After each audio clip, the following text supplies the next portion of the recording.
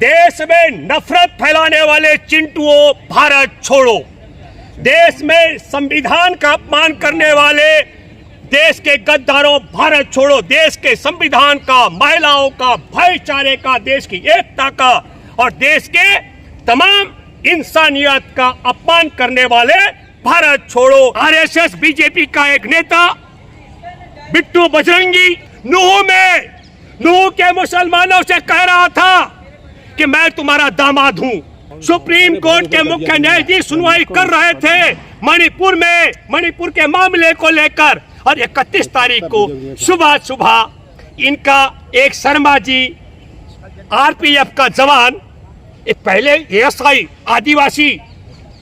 मीणा की हत्या कर देता है। एएसआई की कहता है कि तुमने योगी और मोदी जिंदाबाद नहीं किया। भारत छोड़ो आंदोलन की 8वें दशक के पूरा दिन हुआ, 9 अगस्त आज है और आज मैं अपील करता हूं, देश में नफरत फैलाने वाले चिंटुओं भारत छोड़ो, देश में संविधान का अपमान करने वाले देश के गद्दारों भारत छोड़ो, देश के संविधान का, महिलाओं का, भाईचारे का, देश की एकता का और देश के तमाम इंसानियत का अपमान करने वाले भारत छोड़ो, हिंसा करने वाले भारत छोड़ो। और मैं सैल्यूट करता हूं इस मौके पर उन तमाम जाट नेताओं को, उन तमाम गुर्जर नेताओं को, उन तमाम यादव नेताओं को जिन्होंने दावा किया, जाट नेताओं ने कहा हमारा बीच नफरत फैलाने वालों के साथ नहीं था, जिन्होंने गुर्जर नेताओं ने ऐलान किया कि हमारा बीच नफरत फैलाने वालों के साथ नहीं था, यादव समुदाय ने भी कहा कि हमारा बीच नफरत फैलाने वालों के साथ नहीं था। मैं उन सबको सैल्यूट करता हूं और मैं आज आपको बताना चाहता हूं, इस कथनी और करनी को आपको समझना पड़ेगा। एक महत्वपूर्ण जानकारी जून 2020 का मैं जिक्र कर रहा हूं, जब पूरा देश ताले में बंद था, तब सुप्रीम कोर्ट ने वन्य भूमि पर जो निर्माण हो रखे हैं उनको ढाने का आदेश दिया था। आप सबको मालूम होगा, जून 2020 का जिक्र कर रहा हूं, जब कोरोना के मामलों में 15,000 लोगों की जान चली गई थी और देश में 5 लाख का आंकड़ा छू चुका था, तब खट्टर की नालायक सरकार ने खोड़ी गांव में 10,000 लोगों को बेघर किया था और उसी खोड़ी गांव के अंदर आज पिनेकल टावर, वेदांता का टावर और बहुत बड़ी संख्या में वहां होटल और तमाम बड़े बड़े क्या कहता हूं सोसाइटियों के मकान खड़े हैं, उन पर बुलडोजर नहीं चलाया जा रहा है, जिसके संदर्भ में जुलाई 2021 में और 22 अक्टूबर 2021 में सुप्रीम कोर्ट बार बार फटकार लगा चुका है। ये आपको सोचना पड़ेगा कि सुप्रीम कोर्ट के आदेश की आड़ में खोड़ी गांव के 10,000 गरीबों के घर उस वक्त तोड़े गए, उसमें खट्टर ने नहीं देखा कि ये जो बुलडोजर चल रहा है ये हिंदू का घर है कि मुसलमान का घर है, सिख का घर है कि ईसाई का घर है या हिंदुत्ववादी चिंटुओं का घर है, क्योंकि खोड़ी कॉलोनी में भी हिंदुओं के अलावा हिंदुत्ववादी भी लोग थे। अब आपको कल्पना करनी पड़ेगी, जब पिनेकल टावर जैसे बड़ी बिल्डिंगों को गिराने का आता है तो काम नहीं होता है और दूसरी तरफ गरीबों के 10,000 घर गिराए जाते हैं। और आज वही नूह के अंदर 250-300 जो आपने देखा होगा, वहां पर आजीविका के जरिए दुकानें और घरों पर बुलडोजर चलाया और क्या कहा, खट्टर सरकार ने कहा हमने इतनी एकड़ जमीन को कब्जे से मुक्त करा दिया। तो क्या मैं ये मानूं कि देश की आजादी के जंग में 1942 में अंग्रेजों भारत छोड़ो के दौरान जो आज 8 दशक पूरा हो चुका है और हमारा देश अभी अमृत काल में प्रवेश कर चुका है, तो सरकारी जमीनों को खाली कराने के लिए पहले आप धार्मिक यात्रा में अपने हथियारबंद गुंडों को खड़ा करेंगे भाड़े के, जो वहां पर आग लगाने का काम करेंगे, फिर आप दंगे कराएंगे और दंगे कराने के बाद आप बुलडोजर चलाएंगे। क्या देश ऐसी दशा में पहुंच चुका है? अरे आपको मालूम होना चाहिए मिस्टर खट्टर कि सुप्रीम कोर्ट के आदेश के बाद भी अभी तक पिनेकल टावर जैसे खड़े हैं, उनको तोड़ने की तुम्हारा न तो बुलडोजर काम कर रहा है न तुम्हारी हैसियत काम कर रही है। लेकिन गरीब के घर चाहे सुप्रीम कोर्ट का आदेश हो और चाहे नूह में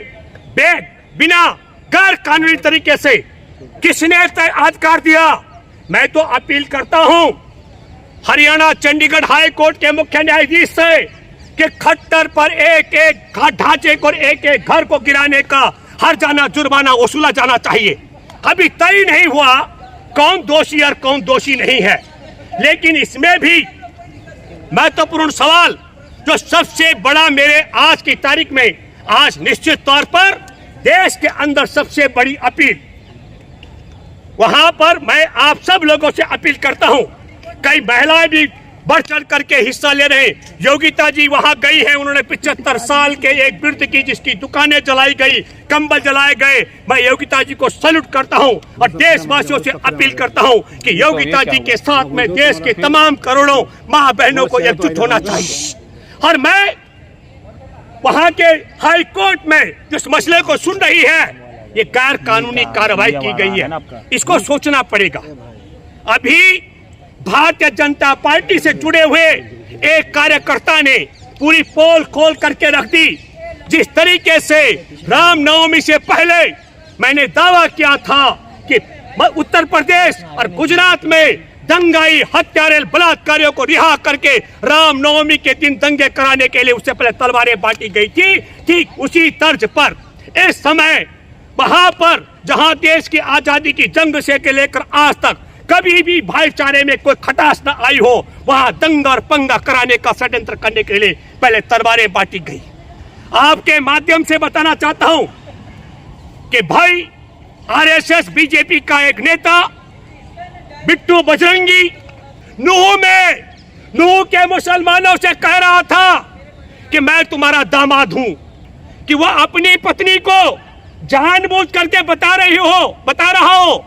कि वह मुसलमान की जनी हुई है, लेकिन मुसलमान ने जनी ना हो ऐसा आरोप अगर वो लगा करके मैं कहूंगा कि मुसलमानों का चरित्र हरण का काम कर रहा हो, तो बिल्कुल एक एक मुसलमान का दायित्व बनता है कि ऐसे बिट्टू बजरंगी पर, क्योंकि काफिर कहा जाता है उसे इस्लाम में जो चरित्र का गिरा हुआ होता है।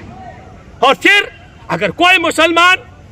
चरित्र का ठीक है और जबरदस्ती इसने उसे अपना ससुर बताया, तो एक एक मुसलमान का जिम्मेवारी बनती है कि उठाए जूता और इसका बिट्टू बजरंगी को जूतों से गंजा करके बताए कि ये बिट्टू बजरंगी, हम तेरे पत्नी के बाप नहीं है। ये बात मैं इसलिए कहना चाह रहा हूं, इस पूरी घटनाक्रम में निश्चित तौर पर मैं देशवासियों आपसे अपील करता हूं। अब वक्त आ गया, मैं सैल्यूट करता हूं उन फिर दोबारा से गुर्जर नेताओं से, जाट नेताओं से, यादव नेताओं से। आपने इनका षड्यंत्र देखा। जिस समय दिल्ली में पहलवान बेटियां, मैं एक बात आपके माध्यम से कहना चाहता हूं, माना भारत की किसी दादी माँ का युवा अवस्था में यौन शोषण हुआ होगा और वो दादा भी गुजर गए होंगे, वह महिला हिम्मत नहीं करती यह बताने की कि मेरा यौन शोषण हुआ है। मैं सैल्यूट करता हूं भारत की ओलंपिक पदक विजेता बेटियों का। उन्होंने सरेआम डंके की चोट पर न केवल कहा बल्कि यौन शोषण करने वाले के खिलाफ मुकदमा दर्ज कराने, धरना प्रदर्शन करने का काम किया। और तब यौन शोषण करने वाले आरोपी सांसद को बचाने के लिए यही नालायक जाट और राजपूतों को लड़ाने का षड्यंत्र कर रहे थे। राजा मीर भोज के नाम पर गुर्जर और राजपूतों को लड़ाने का षड्यंत्र कर रहे थे। शिव जी पर जल चढ़ाने के नाम पर मुसलमानों को जबरदस्ती बिट्टू बजरंगी की पत्नी का बाप बता करके दंगा करने का षड्यंत्र कर रहे थे। लेकिन जिस तरीके की भूमिका यादवों ने अदा की, जिस तरीके की भूमिका गुर्जर और राजपूतों को राजा भोज के नाम पर लड़ाने का षड्यंत्र करके और लोग उन्होंने फेल कर दिया, जिस तरीके की भूमिका जाट और राजपूतों को एक यौन शोषण के आरोपी को बचाने के लिए षड्यंत्र करते उन्होंने जो भूमिका अदा की, मैं सैल्यूट करता हूं राजपूतों को, जाटों को, गुर्जरों और यादवों को। हर मैं जानता हूं कि ओबीसी और एससी, क्योंकि वो जानते हैं जब मूछ रखने पर दलितों को मारा जा रहा हो, घोड़ी चढ़ने पर मारा जा रहा हो, मंदिर में प्रवेश करने पर मारा जाता हो, तो दलित भी इनके साथ क्यों जाएंगे? तब सवाल आता है कि उस पूरे धार्मिक आयोजन में जो गुंडे थे, वो गुंडे जब जाट के बीच नहीं थे, राजपूत के बीच नहीं थे, गुर्जर के बीच नहीं थे, यादवों के बीच नहीं थे, हर SC ST के बीच नहीं थे, तो सोच का विषय है क्या वो ऐसे गुंडे थे जिनके विषय में जिनके बाबा जिन जैसे अपनी पत्नी का पिता वो क्या बताता है बिट्टू बजरंगी किसी अज्ञात मुसलमान को, कुछ गड़बड़ तो है क्या। इसलिए मैं मेरे दोस्तों, सबसे बड़ी महत्वपूर्ण बात कि ये देश ऐसी दशा में क्यों पहुंचा, इसके 3 बड़े कारण हैं। एक मैं आपको बताना चाहता हूं कि जो मणिपुर में आपने देखा, देश की आदिवासी महिला से लेकर देश में की हिफाजत के लिए सूबेदार कारगिल को बचाने वाले की पत्नी को नग्न करके बलात्कार करके किस तरह जुलूस निकाला था, उस मसले से ध्यान भटकाने का। और दूसरा पाप, क्योंकि सुप्रीम कोर्ट के जज ने कहा, मुख्य न्यायाधीश ने, हम तत्काल सुनवाई करेंगे, मणिपुर की सुनवाई तुम क्या करोगे, हम तुम्हारे नाक के नीचे आग लगा देंगे, दंगा करवा देंगे। ये रंगा बिल्ला की सरकार की चुनौती थी। और तीसरी बात मैं आपको तारीख की बताना चाहता हूं, आज 31 तारीख को क्या संयोग है कि प्रयोग है, सुप्रीम कोर्ट के मुख्य न्यायाधीश सुनवाई कर रहे थे मणिपुर में, मणिपुर के मामले को लेकर, और 31 तारीख को सुबह सुबह इनका एक शर्मा जी RPF का जवान, एक पहले ASI आदिवासी मीणा की हत्या कर देता है ASI की, कहता है कि तुमने योगी और मोदी जिंदाबाद नहीं किया, और फिर रेल में अपने अलग अलग बोगी में जाकर 3 मुसलमानों की हत्या कर देता है। इसका मतलब यह संदेश देना भी हुआ मुख्य न्यायाधीश को, तुम क्या मणिपुर के आदिवासियों की बात करोगे, हम तो जो सेना में आदिवासी ASI के ओहदे पर है, उसको हमारा वर्दीधारी आतंकी, हमारा RSS BJP बजरंग दल का गुंडा आतंकी, उसकी भी हत्या कर सकता है रेल में। तो मैं आपके माध्यम से एक बात कहना चाहता हूं, जब रेल में सीनियर अधिकारी अगर आदिवासी हो, उसकी हत्या हो जाती हो, सेना में अगर आदिवासी हो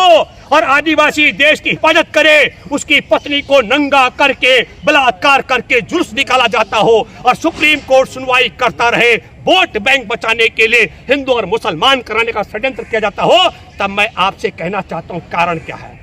अब इनके वोट खत्म हो रहे हैं, तो वोट को बचाने के लिए षड्यंत्र हिंदू मुसलमान करने का, लेकिन जाटों ने, यादवों ने, गुजरों ने, राजपूतों ने जो भूमिका अदा कर दी, SC ST ने जो तय कर लिया है, हमको लगता है, मैंने पहले एक बार कही थी, दोबारा कह रहा हूं,